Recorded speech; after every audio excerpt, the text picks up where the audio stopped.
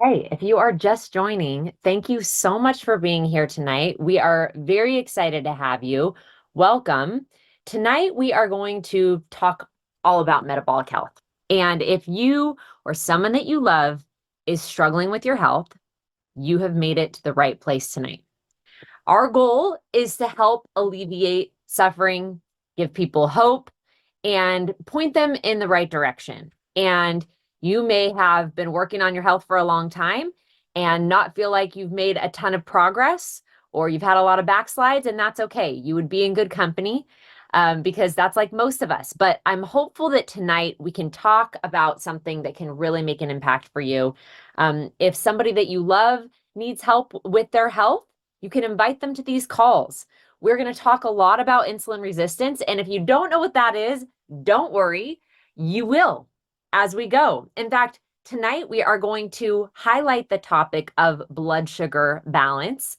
And I'm really excited about that. Jeff just asked, is this being streamed on Facebook? I have tried to get the restream going. It doesn't seem to be going. So I'm sorry to say that at this time it's not working. If it gets going, that would be amazing. Let me see if Nella's here. If Nella's here, I will get translation going. And if you guys don't mind, just wait for just a moment, and I am going to get the translation going. She just showed up. Perfect. I'm going to get translation going for her, for all those who need that. Perfect. All right. So we have that going. So let's get on our way. I want to just first introduce myself. If you've come to one of these calls before, you have seen somebody who looks a little bit like me, but the male version. My little brother usually hosts these calls, Trent. My name's Brittany Zedick, and I'm going to tell you a little bit about my story. And if it sounds similar to Trent's, well, that's because we're siblings. I want to show you a picture of my dad. This is my dad. Here he is with my kids when they were a little younger. My dad got diagnosed with colon cancer at age 58. Um, this was a big shock to us. We had a young family, and my dad, in my mind, was in pretty good health. And when we went down the lane of trying to figure out how we could help my dad, save my dad, reverse this disease, we really realized that his body had been giving him a lot of warning signs for quite some time, and we just didn't realize what those warning signs were telling us. In fact, you've maybe seen this image before, but there are a lot of the things that are on this freak alien here that my dad was dealing with. He was dealing with high blood pressure, he was pre-diabetic, he had cholesterol issues, he was always fluctuating with his weight, he had psoriasis. But quite frankly, he was being treated for all those things. He was taking care of them, they were being managed. And we didn't realize that while we were chopping off, the arms of this alien, we were not addressing the root cause of the problem. And so, if you've had the experience of being treated for one problem only to see another one pop up, then I'm glad you're here tonight, because we're going to talk about something that you can do that will go after the root of the problem. So I want to first introduce a special guest that we're going to have on tonight. This is always one of my favorite parts of the calls. And this is somebody that I've just chatted briefly with before this call, but really is new to me. And so I'm very excited to have you here. I'm going to add you as a pin here and ask you to unmute. And I'm really looking forward to hearing a bit about your story. Thank you for being willing to meet with us tonight. And so I'm curious. I've heard a little bit about you, but I would love for you to tell me, where were you at before you found this protocol? So just a little bit of background on me. I'm an ex-professional baseball player that played 14 years professional ball, topped out at the AAA level. And I've always been healthy and all that good stuff. But I transitioned into medical devices. And a lot of you guys know who Dr. Eric Aiken is, a board certified neurosurgeon. When I got into medical devices, I sold spinal cord stimulator for chronic pain. And one day I had lunch with him, and he just, out of the blue, he just goes, "Hey, Derek, what do you know about metabolic syndrome?" And I'm like, "Absolutely nothing." And so he started explaining to me about this. And he goes, Derek, I think you're a great salesman. You're a great presenter. I want you to sell this stuff for me. So I'm like, well, I don't even know what it is. So I said, so he started explaining to me about cholesterol and diabetes, high glucose, low T, and all that stuff. And I said, well, sounds good, but let me try the product first, because I do have problems with cholesterol, whether it's my triglycerides, my total cholesterol, my LDL, or my HDL. And it was always out of whack. And being an ex-athlete, obviously, I'm like, what's wrong with me? I wasn't overweight. I didn't have high blood pressure. I didn't know what was going on. So, but he just said it's probably linked to metabolic syndrome. So I tried the product for about 30 days, and I didn't make any major changes in my diet. I didn't exercise more. I'm 56, but I knew that I'm 56 now, and I knew that eventually I was going to be probably put on a statin. So thank God I'm not. I hadn't been, but I knew I was headed that way because I'm a big fried food junkie and I love ice cream. So that's probably the issues that I had. So anyway, 30 days after being on the product, I went in to see my primary care doctor. And I literally forgot the night before I had some fried catfish and I had a drink. So I was thinking, uh-oh, my labs are going to look bad. She's going to tell me, Derek, we need to put you on a statin. And walked in. She goes, she looked at me. She looked at my labs. She looked at me. She looked at my labs. And she goes, have you been exercising more? And I said, no.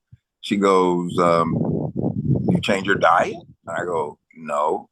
And it hit me. And I was like, I've been taking this stuff that's, probably helping me. She goes, Derek, she showed it to me. She said, you have a perfect lipid panel. And I said, oh my God, Dr. Eric Aiken was not lying to me. And so that right there sold me. And I was just super, super happy. And, I always say, facts tell and stories sell. And I just started telling my story to people. And the crazy thing is I've been on the Feel Great system for about 4 months now. And I've actually lost 22 pounds. But that was the secondary gain. It wasn't the pounds I wasn't looking to lose. It was the secondary gain that because I fixed myself metabolically, that the weight loss happened. So I've been very, very happy. I've told a ton of people about it. Of course, I'm not a doctor, of course. I do work in the medical industry and I work with a lot of doctors. But that credibility has helped me to build in 4 months a great base of people that believe in me and believe in metabolic health like they should. I wish I'd have known this 30 years ago. Maybe I'd still be playing in the big leagues. But again, it's a wonderful system and I'm not looking back. So Derek, that's incredible. Thank you so much for sharing all of that. And I think a lot of people can relate to the experience of as we age, we just kind of start thinking that some of these things are just a rite of passage. I'm probably going to get put on a statin. My cholesterol is going to elevate. Like these things are just going to happen. And I appreciate you saying, hey, like not for me. And we're going to explain a little bit as this call goes on why the Feel Great system would impact your cholesterol levels and why, adding that fiber that's been removed is making an impact. And I'm curious though, because you said you didn't add any additional exercise. Did you incorporate, was the intermittent fasting component, was that new for you? Absolutely, because I'm a foodaholic. So if Dr. Aiken said, Derek, you need to fast, I'd have been like, I'm not doing this because I love to eat. But I did not understand that the intermittent fasting, you actually automatically do that at night. And I didn't understand that. And the intermittent fasting helped me to basically skip breakfast. That was it. And I lost all of the food noise that's there. Yvette always talks about that. If y'all who know Yvette, it's the food noise that you think, I got to eat in the morning. I don't. The Unimate helps me a lot with that.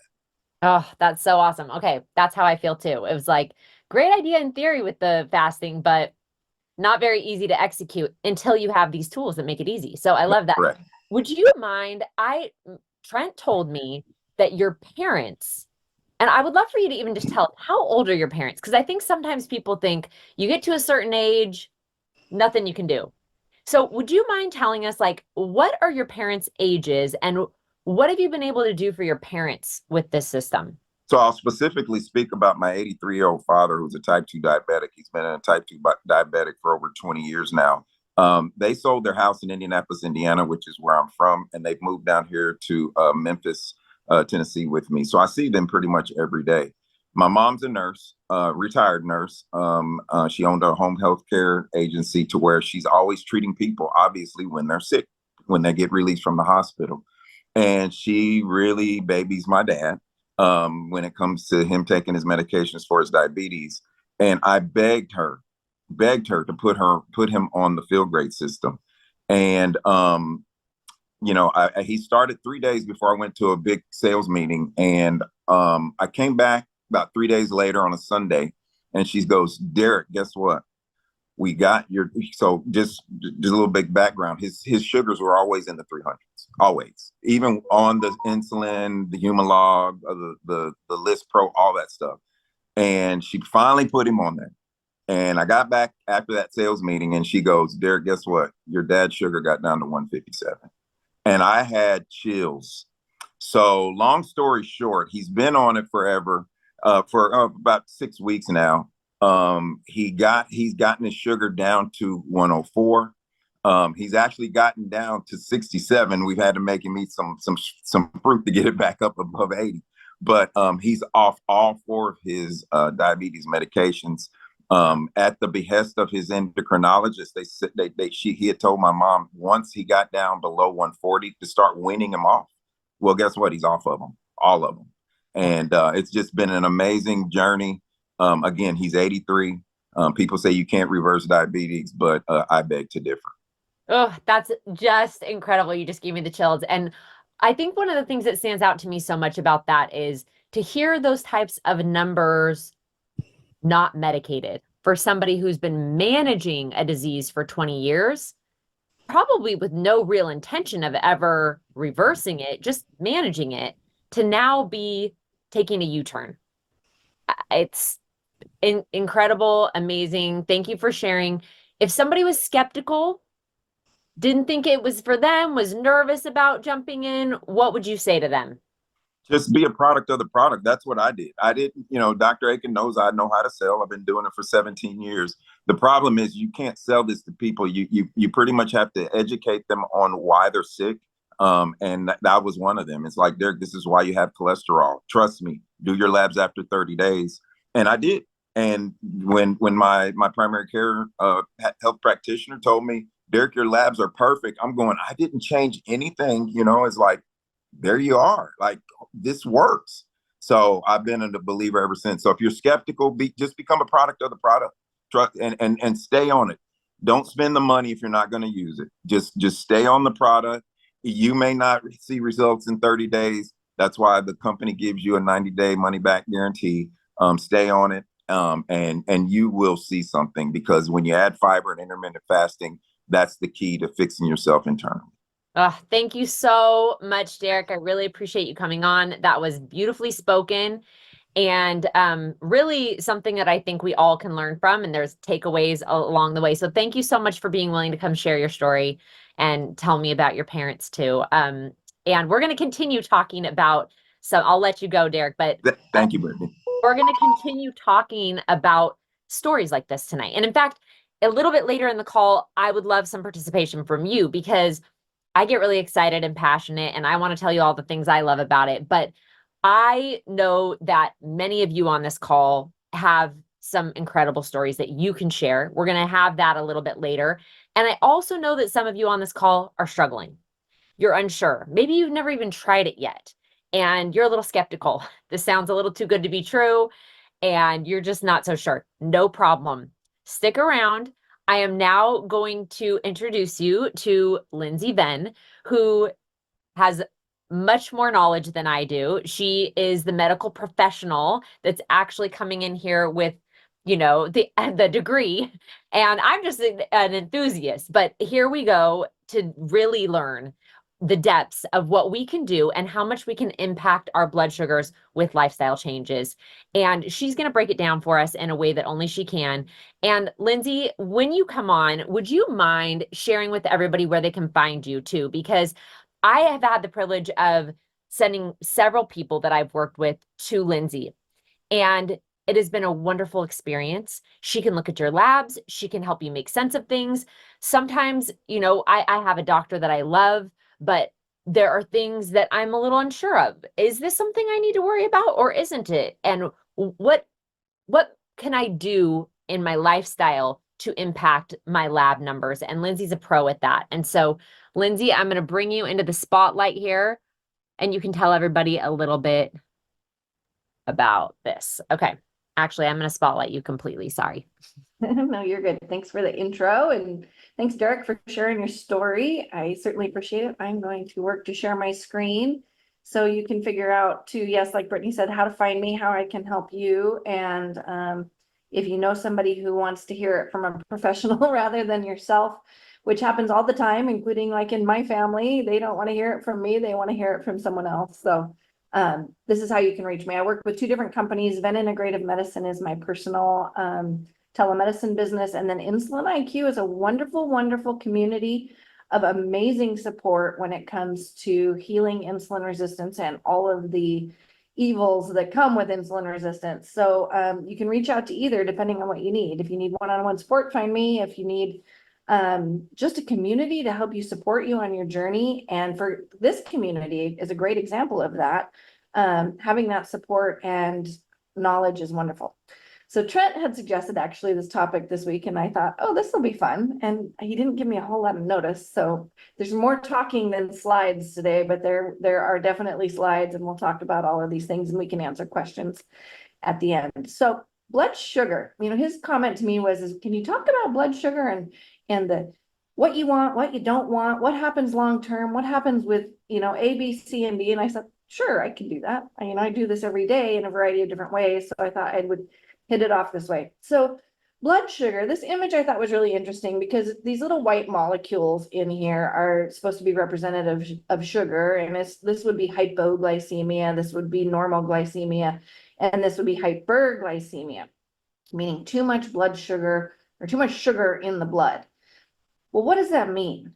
People say that. Well, what does that mean? What are those actual numbers? And I get the question about lows probably more often than I get question about highs. A low blood sugar is less than 50, but you have to very, very, very much take into consideration the medications this person is on.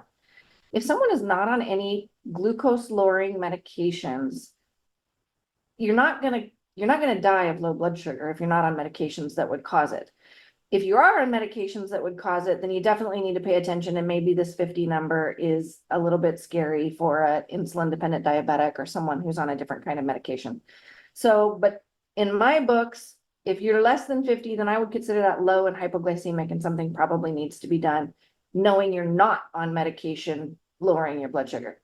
A fasting blood sugar, I put in here a pretty wide range. A lot of places that you look will say 80 to 100.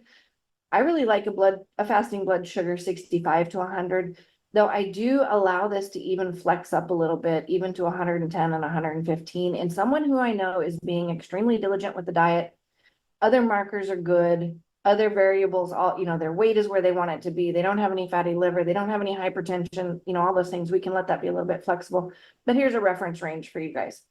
Postprandial means post-meal. So after you've eaten, where do we want blood sugars to be? Well, we want them to be less than 140. If you eat a meal that spikes your blood sugar to greater than 140, we need to reevaluate what you're doing. Are you not taking the balance? Are you eating a high carbohydrate meal? Did you eat your meal in the wrong order? There's a lot of things that could cause a spike greater than 140, and we want to change whatever that is. Intense exercise actually can increase your blood sugar. And I'm going to show you my CGM results here in a minute, and you can see what can happen in an intense situation. So we can see a spike from this. This is not harmful. I don't worry about this. If you go out and you exercise intensely, I'm not worried about an increase as long as it comes down within a reasonable amount of time.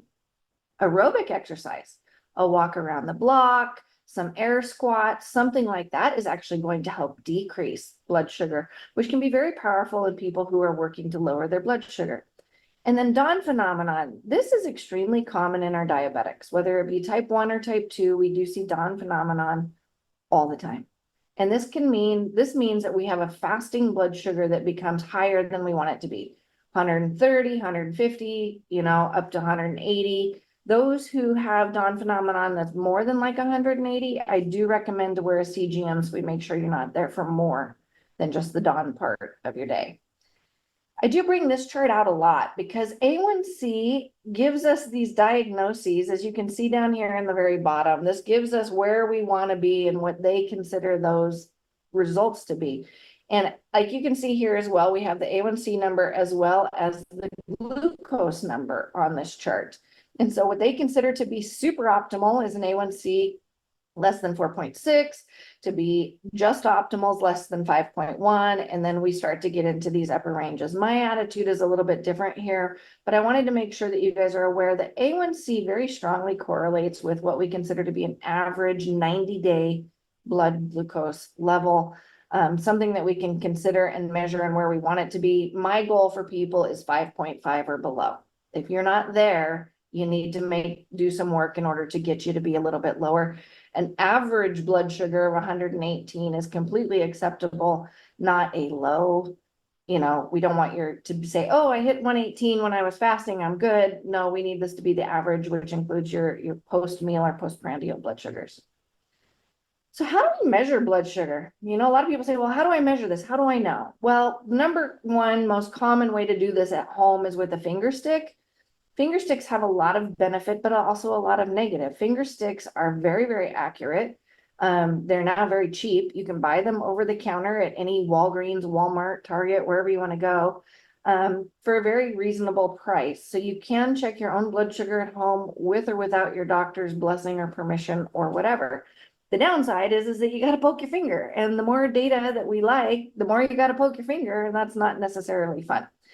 CGMs are a wonderful resource when it comes to knowing what's happening. They're not quite as accurate when it comes to blood sugar because they actually don't measure blood sugar. They measure interstitial sugar, which is a little bit different. So it runs about 10 to 15 minutes after a blood sugar reading would, and it tends to have quite a bit more variability. And so they're not quite as accurate, but they do show trend, which I really like. And you don't have to poke your finger. It will check your blood sugar depending on which device you have, every 2 to 10 minutes. And that way you have those readings.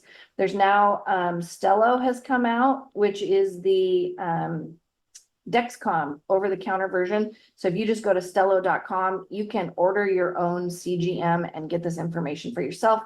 No need for a doctor's order. And the best part about these is you don't get the alarm when you hit lows like you do with the others because they're intended for diabetics. You can measure glucose in the urine, but the only time you should ever have glucose in the urine is if you are severely diabetic and your blood sugars are very, very out of control, or if you're on an SGLT2 inhibitor, which that's the purpose of this medication. So I don't recommend using urinary glucose as a monitor. I just wanted to make you aware that that is an option. And then lastly, your lab draws. Your doctor can order these. You can order these on places like ownyourlabs.com yourself, but you can measure a glucose with a lab, you can measure an A1C, and you can measure a fructosamine. If your A1C doesn't make sense when it comes to the rest of your glucose measurements, I highly recommend that you get a fructosamine level to rule in the accuracy of your A1C. And if you guys haven't heard me talk about that before, I've talked about it multiple times here. If you have questions, certainly reach out to my website or Insulin IQ, and we're happy to help. So I took a few.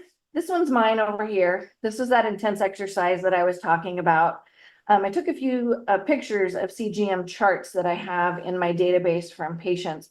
So this spike, as you can see here, I had a pretty significant spike. I went from, in the 80s to up to 170.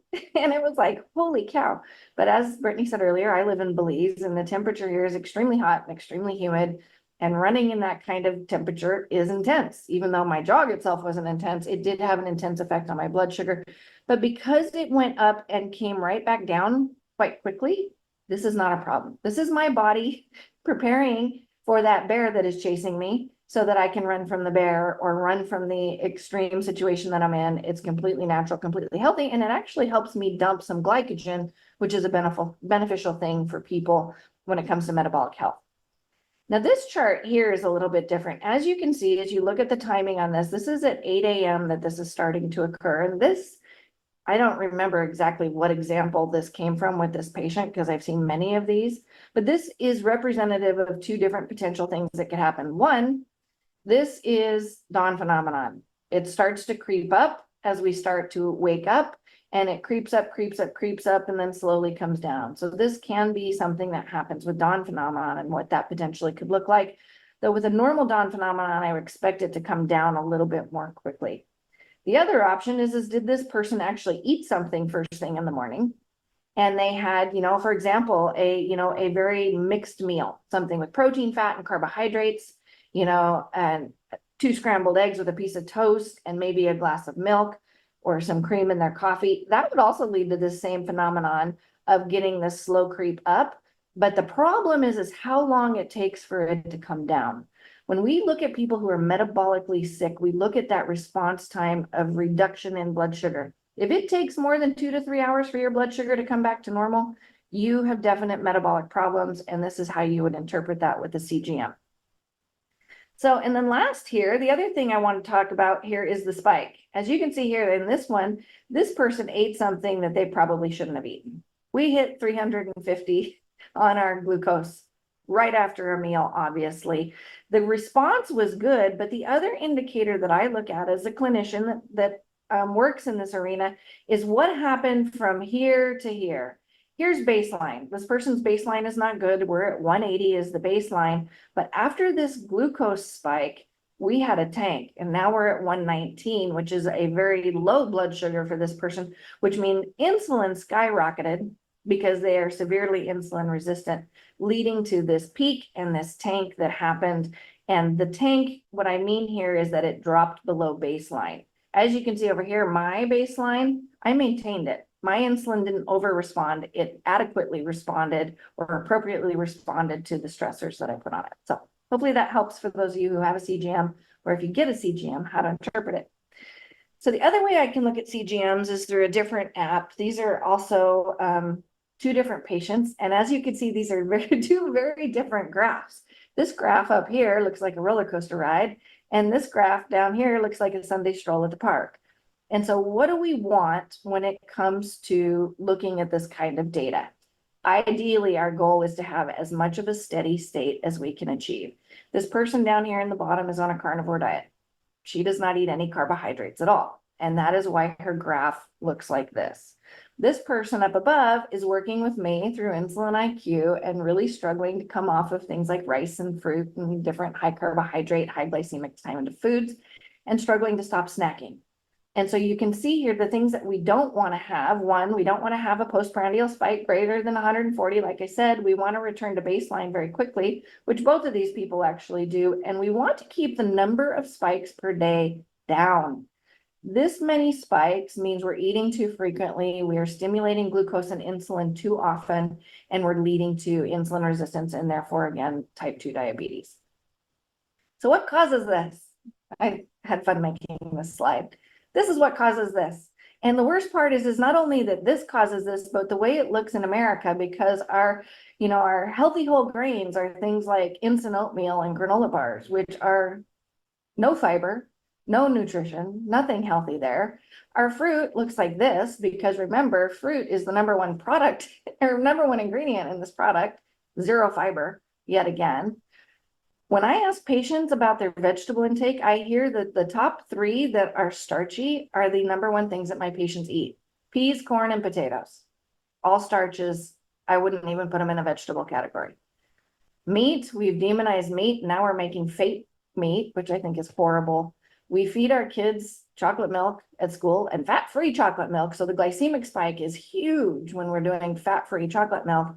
And then we have also all heard this whole eat margarine instead of butter, which hopefully that's all been corrected in this group.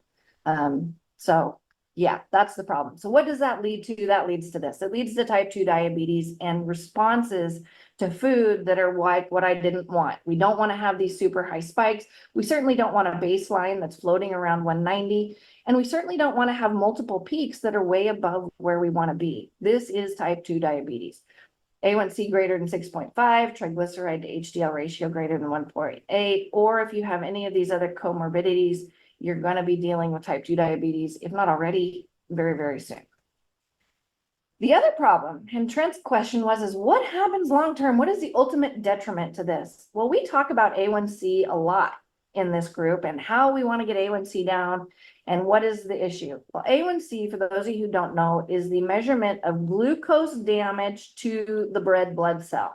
How much glucose has either hurt or adhered to a red blood cell? Well, that's our A1C. Well, guess what? Blood sugar goes everywhere the blood goes, which means it goes to every tissue and every organ in our bodies. And what does that lead to? I thought this was very fascinating little study that they had. AGE stands for advanced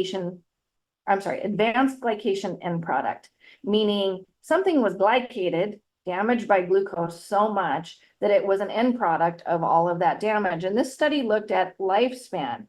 There was a 40% increase in lifespan with a calorie restricted diet, and then a huge decrease actually when they fed a diet high in AGE producing kind of foods. And then over here, we saw an increase in lifespan when comparing a regular diet to a low AGE producing diet. So definitely want to avoid these kinds of things for lifespan purposes, as well as so many others. And then I laughed when I saw this, because if you see all these things that say apathy, think of all the things that you may have in your medical record. Nephropathy, neuropathy, retinopathy, it goes on and on. This microangiopathy, that is the damage to the vessels that leads to heart disease. So many different apathies that can happen, which is the end result of these glycation end products. And so we want to make sure that we're not just paying attention to these blood sugars, because so many of my patients will just say, like the person that had these, this is the way it is. I guess I'll just deal with it. It's not hurting me so far, but it will decrease your lifespan and it will lead to all of these other problems. So we do want to make sure we get those glucose levels down. So how do we fix it? I love these inverted food guide pyramids, and I love the pictures of whole natural food rather than processed food when it comes to how do we fill that pyramid up. Primarily, proteins and fats that are all natural, not processed, whole food, fruits and vegetables. And if you want to throw some grains and starches in there, get the minimally processed ones so you're not spiking glucose frequently. What else can you do? Well, if we look at what happens to glucose and insulin, we do have without balance and we have with balance. And you notice the benefit here is multifold. And this is with, and you can see it up here too, this is with a terrible diet. 2 Eggo waffles, 2 tablespoons of syrup, and 10 ounces of orange juice. It is insane. I hope none of you eat this stuff. But if you do, at least you have something that can help with the glucose response and help minimize what we've been talking about throughout this presentation. The other benefit is to decrease those spikes that I talked about. How do we decrease the spikes? We incorporated a little bit of Unimate and fast through one of our meals. We incorporated a little bit longer for the GLP-1 benefits, and then again, the glycemic benefit of the fiber added to our meals. And then lastly, on top of the Feel Great system, again, the intermittent fasting is great. You can go above and beyond just skipping one meal, eating whole food, eating low carb, eating only healthy fats. The Feel Great system is here. And then that exercise that I mentioned earlier, low intensity aerobic exercise, even just for 5 or 10 minutes after a meal, can really help lower blood sugar, make sure you're sleeping well, and make sure you're managing your stress. And if you want to find me, again, I always put it at both the beginning and at the end. Venn Integrative Medicine or Insulin IQ. I'm happy to help and love helping the community at Unicity as much as I can. And there you go, Britt. Amazing, amazing, amazing. As always, Lindsay, so appreciate you and all that you share and your wisdom. And we are very lucky to have somebody like Lindsay willing to come in here and teach us at a level that is really something special. We get a metabolic discourse every week, and it's always something different. So invite people to come and hear about this. I'm seeing some questions pop up in the chat, and I'm excited that you're already starting to ask questions and think about questions, and looking forward to answering some of those. I am going to bring Lindsay back, and there are some of the questions I've seen in there that I don't know the answer to, but I know Lindsay will. And so we are going to do that towards the end of this call. I do want to just talk to you and share my screen and share a few things with you. I've seen some good comments in the chat also about a more plant-based approach. And I think there are so many ways that we can achieve the results that we're going for when we're eating real food as opposed to the processed foods that are in front of us most of the time. I saw a recent study that was saying that 73% of the food in the grocery stores have added sugars. And then you go into our fruits and vegetables that have been genetically modified, and before you know it, it is hard to get this real food approach that we're talking about. And so that is where some of these the system, the Feel Great system, and some of the lifestyle things that we want to share with you can kind of help fill that gap between the foods that were offered and whole health. And so we're going to talk about that a little bit. So appreciate you, Lindsay. I'm going to share my screen. Let's see here and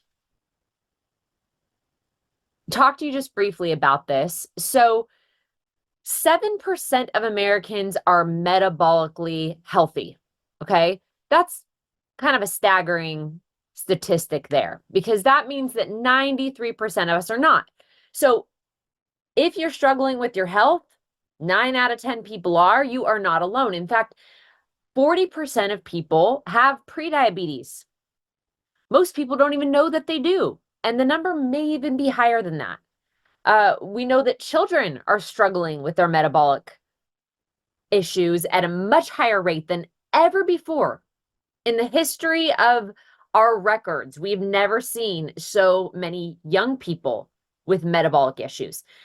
Heart disease is still the #1 killer in America, even though it is the highest treated, most medical intervention on heart disease, we still have that as the leading cause of death. And so these metabolic problems, this 93% of us that are struggling, what does that mean? How do you know if you're in that 93%? What is metabolic syndrome? So if you're struggling with 2 or more of these things, then you would be in that category. Or if you've had to take medication for any of these things, diabetes or prediabetes, cholesterol balance, hypertension, high blood pressure, weight problems, or if you are struggling with heart health.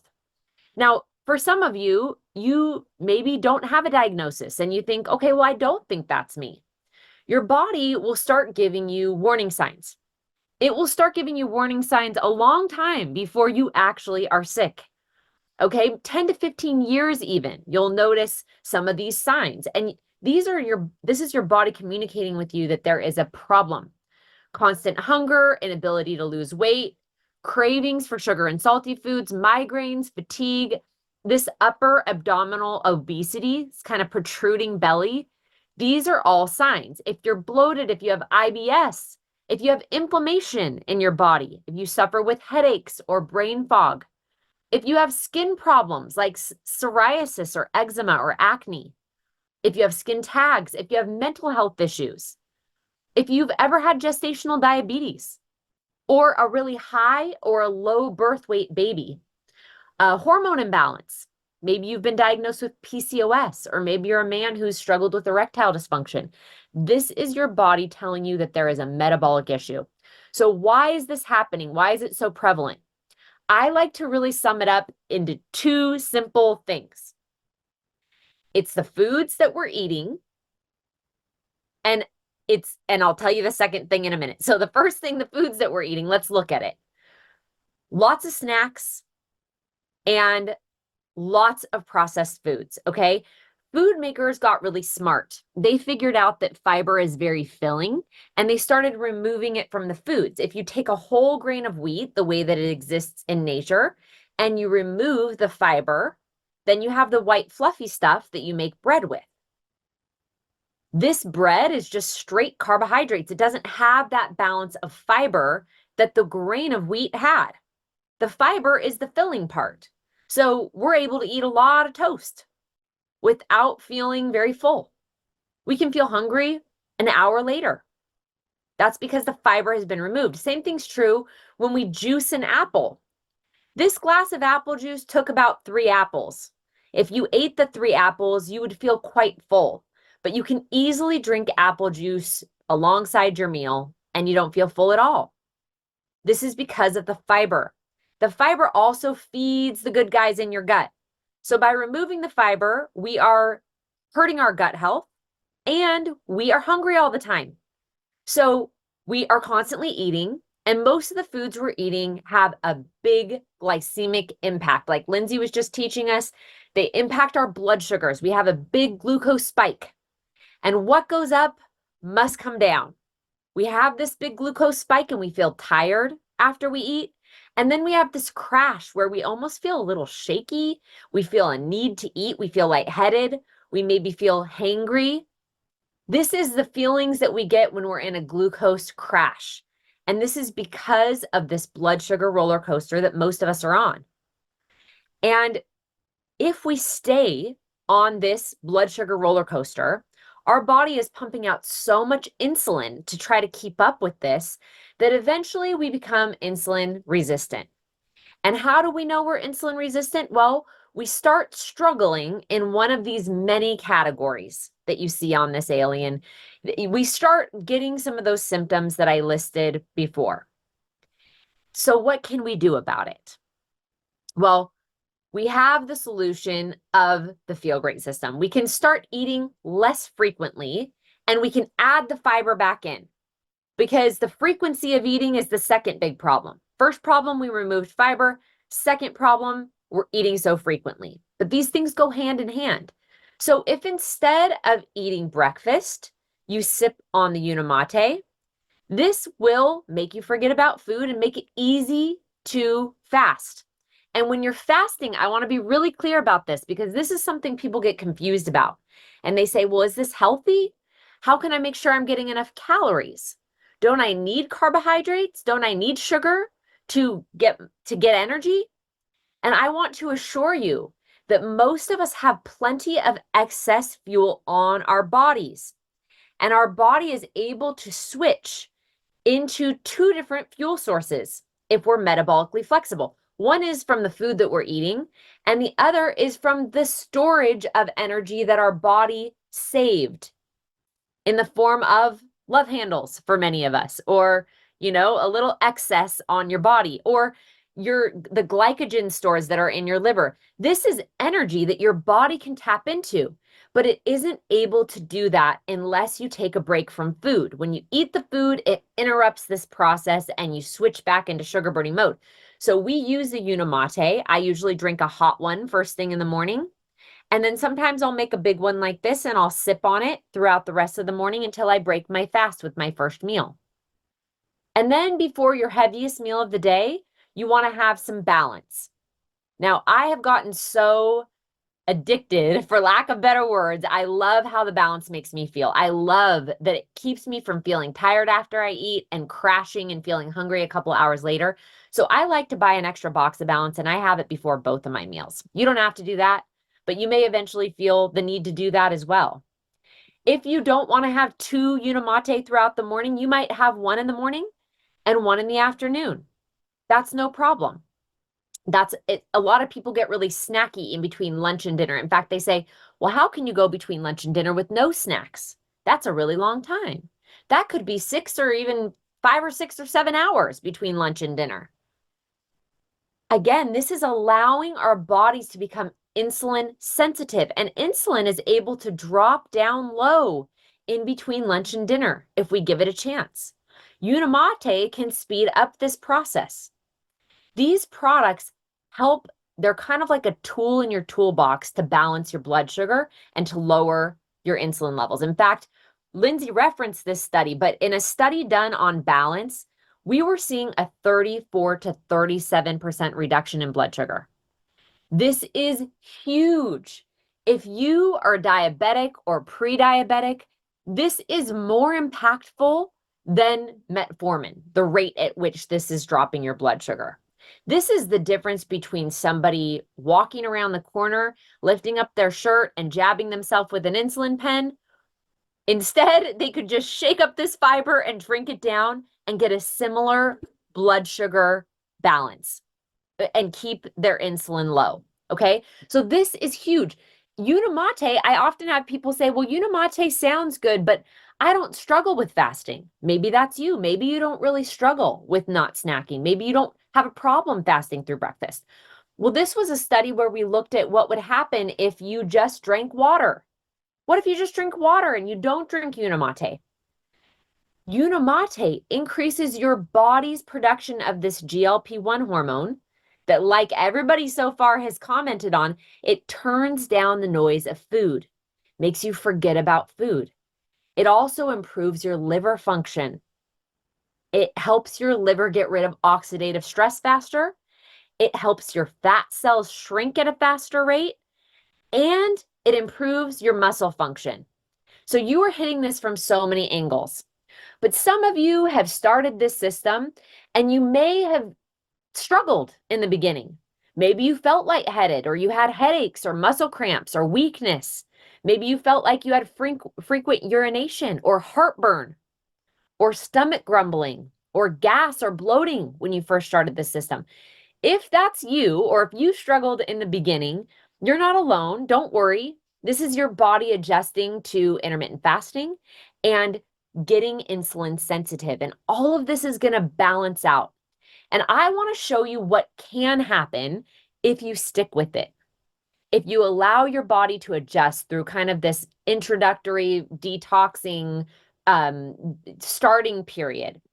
These are some of the things that you can expect after you become insulin sensitive. And if you have used the Feel Great system and you have experienced a measurable result, if you've noticed maybe one of these things on this list, or you've noticed something change with your lab tests, or you've been able to move the needle on the scale, if you've had any success with the Feel Great system and you wouldn't mind popping in the chat right now and telling me what it has done for you, I would love to, have everybody on this call hear about that and hear what could be possible for them. So I'm going to go to the chat right now and I'm just going to see, okay, so far I see Crystal. Okay, I'm going to scroll because I'm missing some of these. My aunt is, let's see. Okay, so I'm going to switch this because that was a question for Lindsay. Crystal says she's down 58 pounds and off a lot of medications for inflammation, anxiety, depression, hypertension, reflux, reverse peristalsis. I hope I'm saying that right. Triglycerides went from 216 to 69. HDL up from 60 to 83. That's a good thing. Awesome, Crystal. Husband lost 50 pounds and is off blood pressure meds. Reversed labs indicating fatty liver. I mean, Crystal, like that's so insanely amazing. And I'm so happy for you. Just absolutely incredible. Diane says that she's been using this since October 2022. So almost a year, Diane. No more pain meds from inflammation, no more acid reflux, no more acid reflux meds. You've lost 39 pounds, husband off statin meds and acid reflux. Mother-in-law is off blood pressure meds in 2 months after being on them for 20 years. Side effect, lost 40 pounds. Diane, incredible. I just love that. Natalie says she was able to reverse her depression after 3 weeks on the system. She's lost 20 pounds. She has food freedom, unlike she's ever known in her 50 years. Wow, that's incredible. Okay, Jennifer says all the benefits on that list she's experienced. Jimmy says 15 months, reverse fatty liver and type 2 diabetes, blood pressure down, sleep apnea, depression, erectile dysfunction gone, down 88 pounds, off 7 meds, and all without a thyroid. Insane. Sarah says food noise gone. A1C went from 6.1 to 5.7 in 4 months. Sarah, that's huge. That's incredible. Patty says that her brain fog is gone. Derek used 10 used to use 10 milligrams of melatonin to sleep and no need to use it anymore. Keith's A1C went from an 8.9 to a 5.9. Whoa. Dr. Kenny said down 40 pounds, sleep apnea gone, energy out the roof, no inflammation or pain.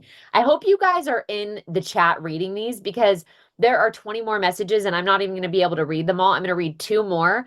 I want to bring Lindsay back on and give you guys a chance to ask the questions that you have. I want to make sure that anybody that's struggling has an opportunity to get a little bit of help and coaching. So we're going to get to that, but I want to read this. Lorraine, Marilee says down 18 pounds. Okay, this is huge. Marilee, I happen to know who Marilee is, and she's menopausal. So a lot of women struggle when they lose weight in menopause because they lose muscle. They're afraid they're going to lose muscle, and they don't want to lose muscle. But she is down 18 pounds, and it's 5% body fat. That's amazing. And her blood work's perfect. Angela says she's down 35 pounds, more energy than ever. Triglycerides went from 216 to 56. Denise reversed her prediabetes, insulin resistance, and lost 25 pounds. Inflammation gone. No more endometriosis pain, and acid reflux gone. You know, it's interesting because I saw a couple questions about the acid reflux, and I want to just comment on that really quick. This is amazing in the chat. I want to keep going. Please screenshot these and share what is possible with this protocol, because that cannot be understated. But I want to bring Lindsay on as you guys ask any questions that you have. And if you'd like to raise your hand, we'll bring you on and you can ask your question live.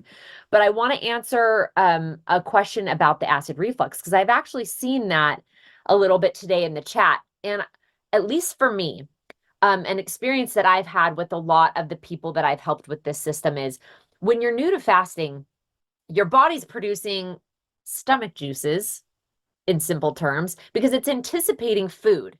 And so then when you mix a bunch of liquid, you've got some sloshing around going on that may cause some acid reflux in the very beginning.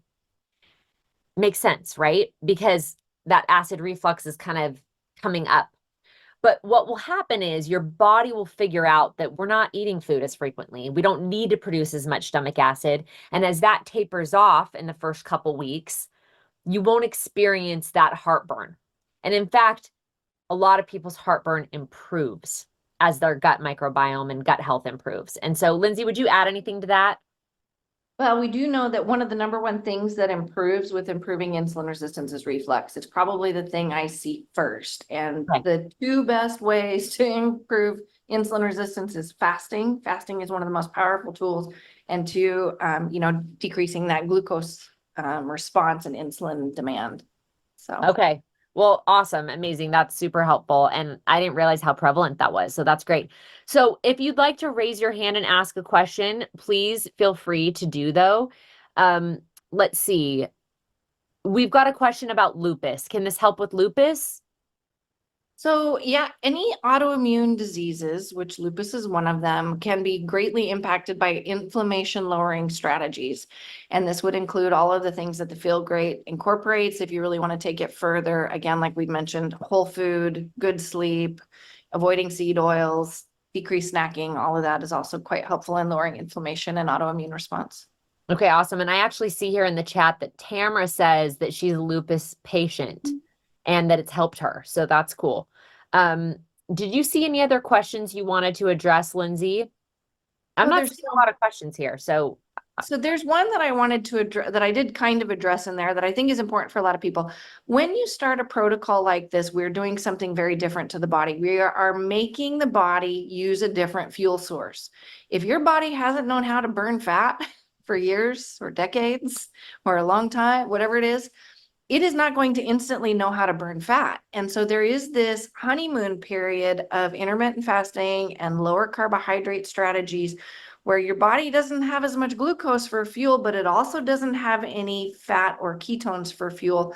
The best way to get through that is to add in things that can be helpful in making ketones, coconut oil, MCT oil, that kind of stuff. The one exception to that is if you are on an SGLT2 inhibitor, you don't want to do those things. But everybody else, help your body remember how to burn fat, maybe by stimulating a little bit of nutritional ketosis with MCT or coconut oil. I did not know that. That's awesome. And it kind of makes sense to me because like I'm thinking of some things like, oh goodness, okay, I actually, we do have one product that has that MCT oil in it. And so that makes sense. That's so cool. Nella, yeah, coconut oil during fasting.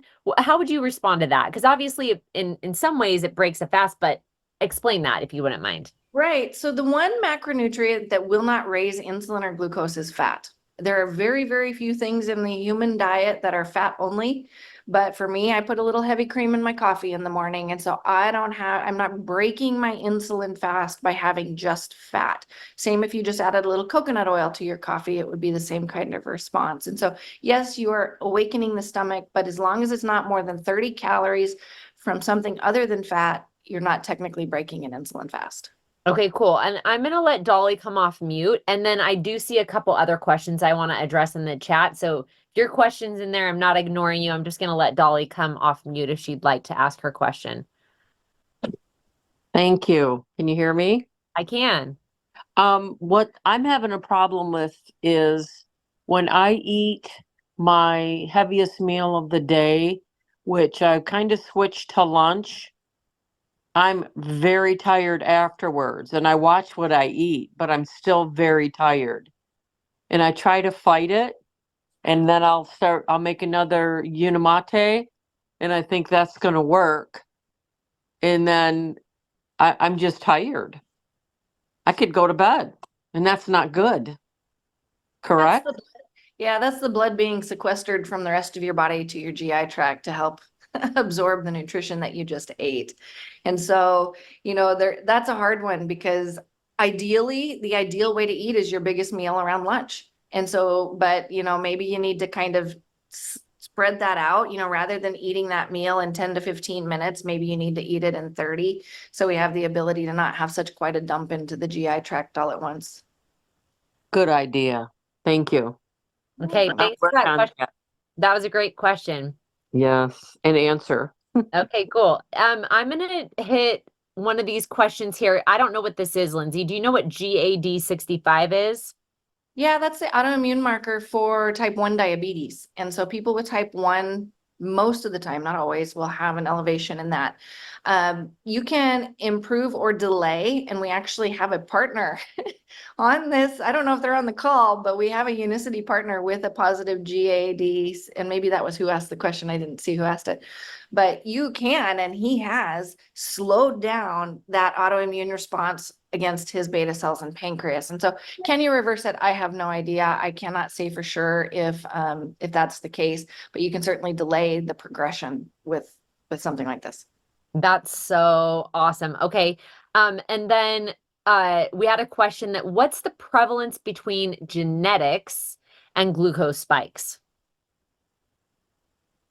Honestly, in my opinion, Yeah. type 1 diabetes is genetic. Type 2 is not. It's all environment. And so really there's very little prevalence in that. The one thing that, and I hate to say this to all the moms out there, but you can transmit insulin resistance or type 2 diabetes to your kiddo, not because of their genes, but because of the state that you were in while you were carrying them. If you were severely insulin resistant and hyperglycemic or type 2 diabetic, your kid is going to have more beta cells than a normal human and more ability to make insulin than a normal kiddo. And that's not genetic, that's transmission. That makes sense. Okay. We have time for two more questions. One is I have had a left thyroidectomy and my T4 measured 6.5 as high. Can this affect weight loss as I lose very slowly? That needs to be evaluated by your doctor. T4 that's very, very high like that should do the opposite. You should actually have more weight loss. You're hyper thyroid with a T4 that high. So there's something that need to be seen by your doctor.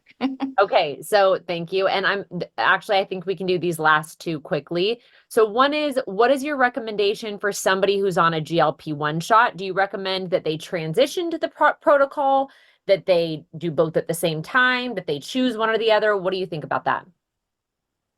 The answer is I don't know. And I've asked Ben Bickman this question too. We don't know if the negative feedback loop of hormones happens with GLP-1, meaning when you're giving it exogenously or via a shot that you stop producing your own. So if that's true, it would be ideal to stay on Unimate throughout the entire time you're taking it, as well as when you're trying to transition off of it. And as you're coming off of it, you want to make sure that you're doing that in a very slow manner with some extra help from something like Unimate or even allulose can help boost GLP-1. Awesome. I do know of several stories of people who have been able to come off the GLP-1s while integrating the Feel Great system and maintain their weight loss and even get some additional. And all the ones that I know say that they actually feel better on the system than they did on their shot. So that's really exciting. And especially as those medications continue to change and people can't get them anymore or are struggling with price increases and things like that, this is a great option for them. And they may not even know that this is an option, but it absolutely is. The other question was, I exercise in the morning. Is it wise for me to fast and then continue fasting after a workout? I have an answer for this, but I'm curious what you would say. I'm sure you have the same answer that I would have. Fasting is a very powerful thing when it comes to exercises. It elevates growth hormone, and growth hormone is very important with gains when it comes to muscle mass and lean body mass retention.